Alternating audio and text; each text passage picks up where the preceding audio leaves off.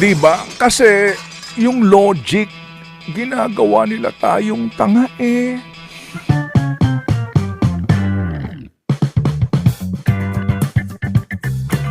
Okay, magandang gabi po sa inyo mga kababayan. Narinig naman nyo sinabi ni Ted Filon. Ginagawa tayong tanga.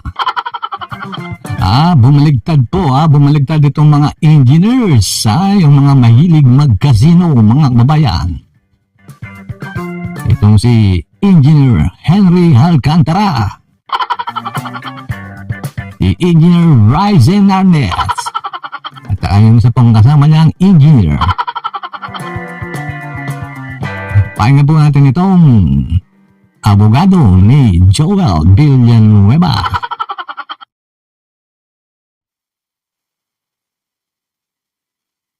Sinuwalat ng abogado ni Senator Joel Villanueva sa On Point ng Billionaire News Channel ang pagbaligtad ni Alcantara. Gayon din ng dalawa pa sa tinaguriang BGC Boys na sina Bryce Hernandez at JP Mendoza. Engineers Hernandez and Mendoza are the ones responsible for the execution of the flood control projects. Okay. He is in effect negating, virtually negating what he said that he did the payout.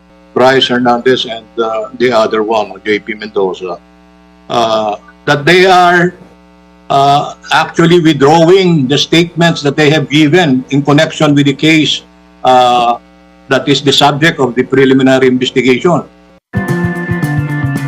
Mga babayan, sabi ng abogado ni Joel Villanueva, binabawi na nila yung una nilang sinabi sa Senado, mga kababayan. Wala raw silang kinalaman diyan sa flood control project. Istingaw ako.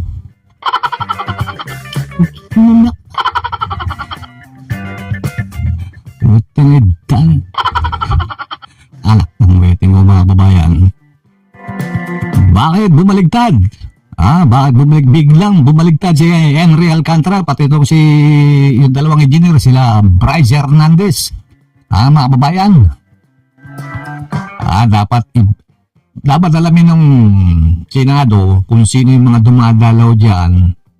Kung sino yung kumakausap dyan sa tatlong tinaguriang BGC Boys.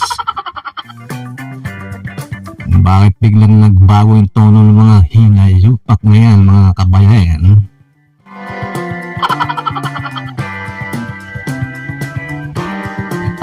Baka nagsabi sa kanila na wala na si Cabral. Pagkatapos, nawawala pa yung dalawang kahong dokumento ng Cabral Files. Sabi siguro nung kumausap sa kanila, mahina na ang ebidensya dahil wala na yung mga dokumento. Alak ng teteng, Pero sabi nung, naalala niyo ba yung kanta ng asing? Mga babayan, ang magnanakaw ay mapanlin lang.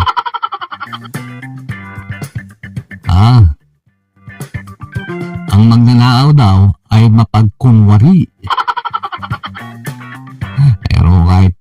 Pero kahit ano pa sabihin nyo, kahit ano sa mga dinadawit na senador, ang tingin sa inyo ng mga tao, magnanakaw pa rin.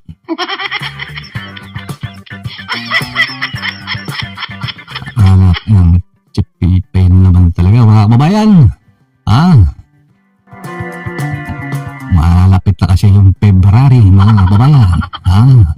Madugo po yan. Pagpasok ng February. Pebrero po, nagsisimula na po sila. Nauna na si Chavit Singzone na one time, big time. One time, big time. January 31 daw. Kailabukasan, February na. Maraming pumupondo dyan. Sigurado mga kababayan. Lalong-lalo na yung mga sumasabit sa korupsyon. Maraming mga pera yan. Magbibigay ng mga pondo yan. Kaya yung pinapaliwanag ni Sabit doon sa presko niya, baka si Defensor may gawa niyan. Itong si Defensor kasi dati mga kababayan, pata ni Gloria yan eh. Si Sabit mga kababayan. Naging DNR Secretary. Ano ba yung negosyo niya ron mga kababayan?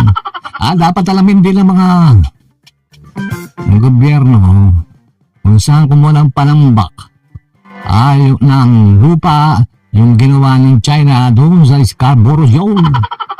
Ang magaling mga panambak na yan. Imbestigahan nyo rin yan mga kababayan. Ginisa tayo sa sarili nating mantika. May mga nagmimina dyan, black mining, black sand mining. Yan po ay laban para mailigtas ang mga korap one time, big time.